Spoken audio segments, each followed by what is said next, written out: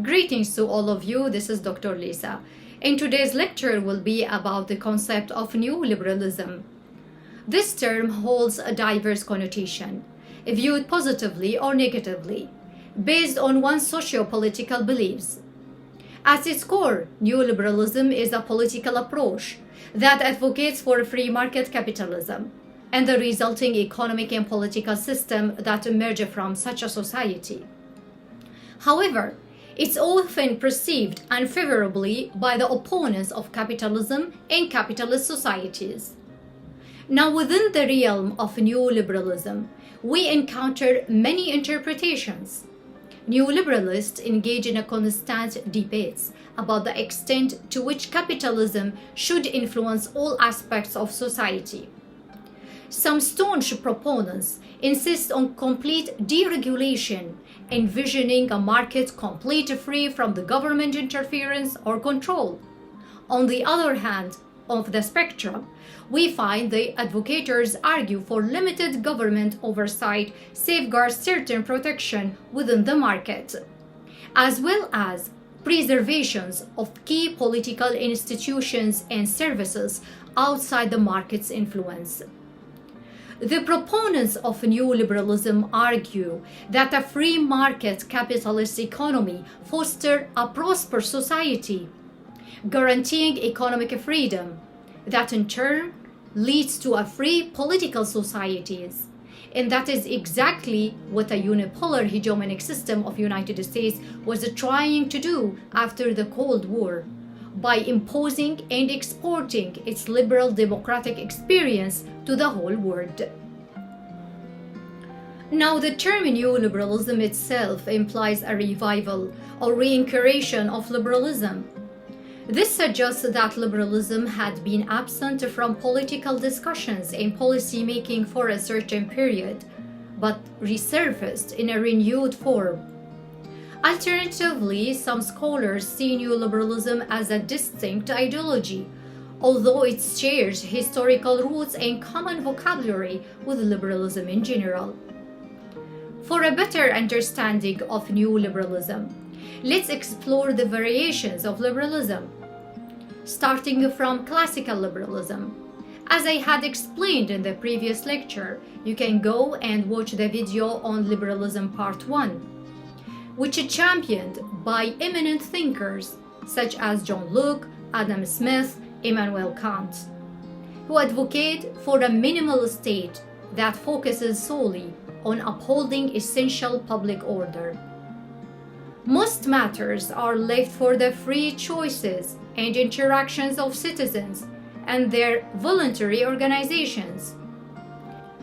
This form of liberalism often aligned with what we refer to economic liberalism and is closely associated with the proponents of neoliberalism.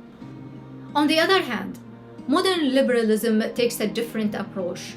Thinkers like John Dewey and John Rawls believe that an active role for the state in the economy, incorporating regulations and the provisions of the essential goods and services to ensure a more equitable society for all. Now, the emergence of neoliberalism as a new paradigm gained traction as it replaced the Keynesianism, which dominated economic policy making between 1945 and 1970. So neoliberalism replaced Keynesianism with a different approach inspired by thinkers like Milton Friedman and Friedrich Hayek.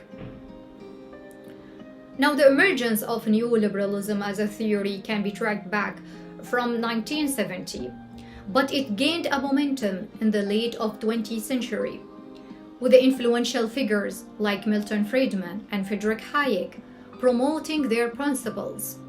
It gained a prominence during Margaret Thatcher and Donald Reagan administration in UK and US, respectively.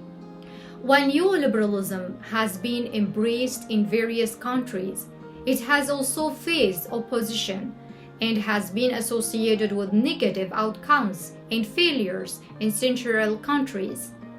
To name a few, the experience in Chile in 1973 and in Iraq in 2003.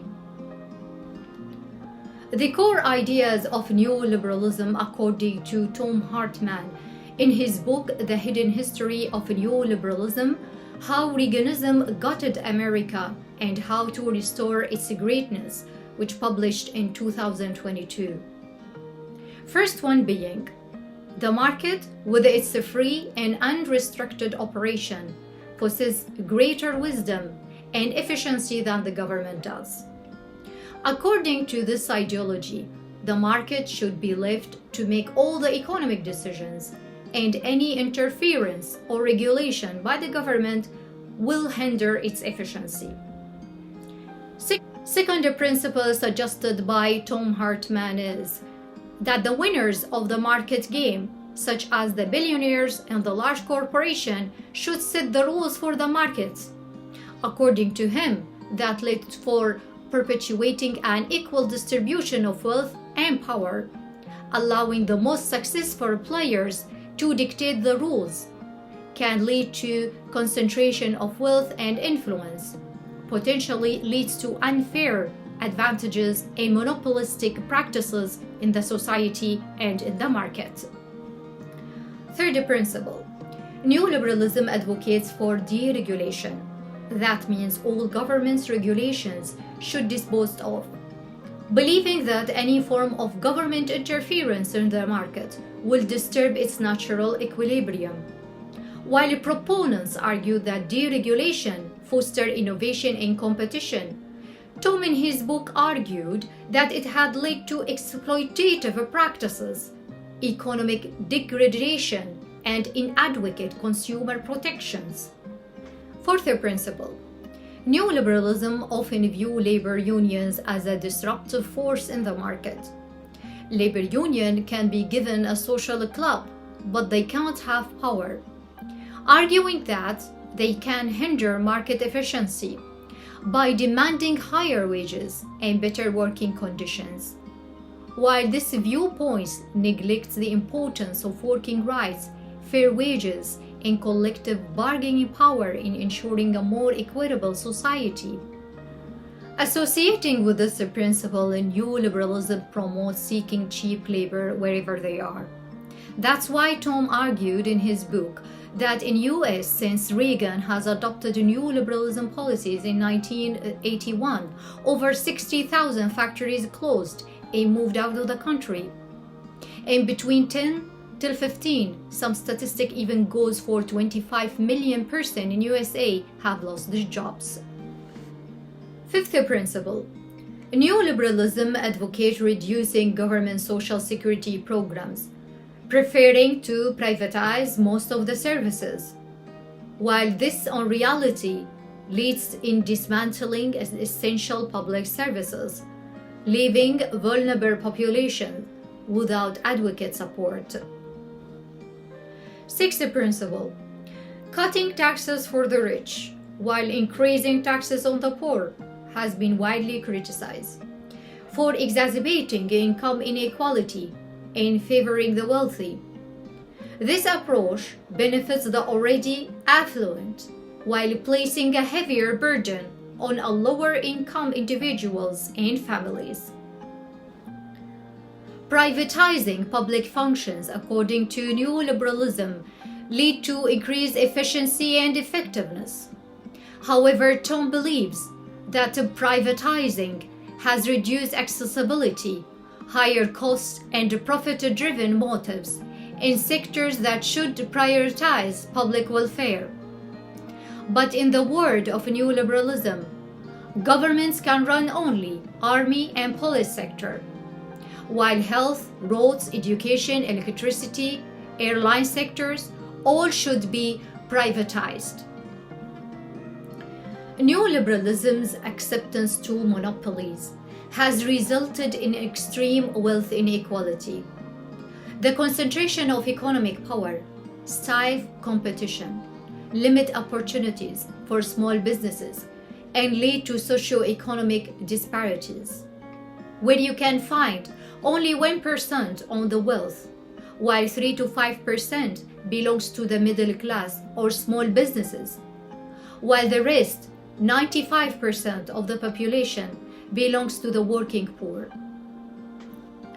Having said that, now let's speak about the key themes in the liberal theory. First theme being is interdependence liberalism.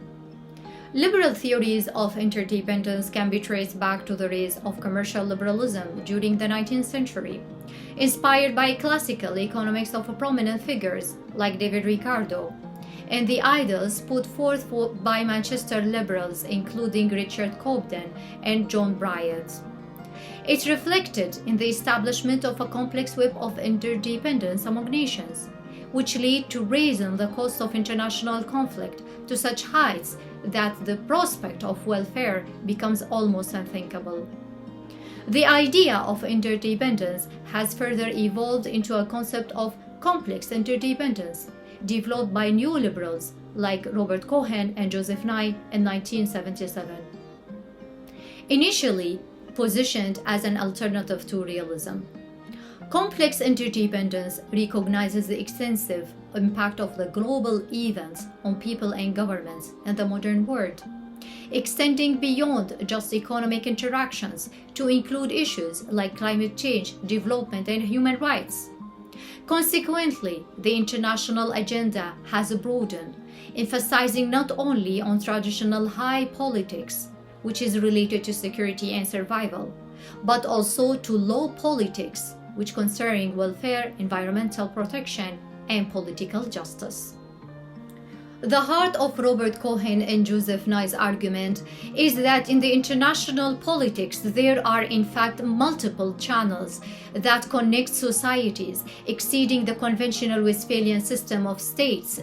This manifests itself in many forms, ranging from informal governmental ties to multinational corporations and organizations. Now let's explore the second theme, which is Republican liberalism. This perspective is exemplified in the tradition of Republican liberalism, with its roots traceable to Woodrow Wilson and potentially even to Immanuel Kant. Republican liberalism contends that autocratic or authoritarian states are inherently prone to militarism and aggression due to their immunity from popular pressure, imposition of strong, potentially empowered armies, in contrast to democratic states, which are seen as naturally peaceful, especially in their dealing with other democratic states. Liberals argue that authoritarian regimes, aggressive in nature, arises from their reliance on forces to maintain power, leading them to address international issues and disputes through the use of force. Additionally, liberals assert that authoritarian states lack of institutional mechanisms necessary to respond to popular pressure and the balanced competing interests, driving them toward foreign policy advertisement as a means of consolidating their regimes. In contrast to democratic government, is believed to guarantee peace due to the accountability that comes with the popular participation and consent. Third key is liberal institutionalism. Liberal institutionalism centers on the belief that international organization serves as the primary external mechanism to constrain ambitions of the sovereign state. This perspective is rooted in the domestic analogy, which suggests that insights into international politics can be gained by comparing it to the structure of the domestic politics. Drawing from social contract theory, as expounded by thinkers like Hobbes and John Locke, liberal institutionalism highlights the importance of constructing sovereign power to save citizens from the chaos of state of nature. Just as order imposing from above in domestic politics, a similar approach is necessarily in the international politics. The League of Nations was the initial, albeit flawed, attempt to put this thinking into practice. However, the United Nations has garnered much broader support and established itself as a seemingly permanent fixture in the global politics. Liberals have looked to these international bodies to create a rule-based global system that emphasizes collective security and respect to international law. Modern neoliberalism have developed a positive approach to international organizations, referred to as a new liberal institutionalism. Rather than subscribing to cosmopolitan dreams of early liberals, they explained growing cooperation and integration among states as functional terms linked to self-interest. Institutions are seen as mediators that facilitate cooperation among states on matters of common interest. While new realists argue that such cooperation is always difficult and prone to break down due to the concern about relative gains, neoliberals argue that the state prioritizes absolute gains. This means that the states are willing to cooperate when they calculate that they will be better off in the real terms as a result. Neoliberals use the arguments to explain the origins and the development of formal institutions, such as the World Trade Organization, WTO, the International Monetary Fund, IMF, and the regional economics blocs, such as European Union. They also emphasize the significance of more informal institutions, adopting the concept of a new institutionalism, which view institutions not merely as established and formal bodies, but also as a set of norms, rules, and standard operating procedures, internationalized by those who work with them. This perspective leads to a form of what we call the rule of international regimes within the new liberal theory. And that will take us to the next idea in new liberalism, which is the democratic peace theory. This idea, democratic peace thesis, gained a significant traction following the collapse of communism, notably after it was introduced by Francis Fukuyama. According to Fukuyama, the widespread of acceptance of liberal democratic principles and the structures, along with the expansion of market capitalism, signified the end of the history and promised for a more peaceful and global order. Liberals have cited both empirical evidence and theoretical support for such beliefs, highlighting that wars between two democratic nation-states have been absent, even though conflict have persisted between democratic and non-democratic states.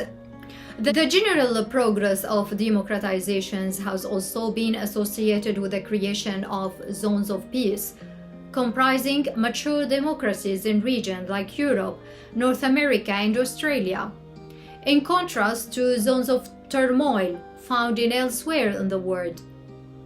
Nevertheless, this argument faced controversy, particularly concerning the rise of liberal interventionism and the notion of promoting democracy through military-imposed regime change.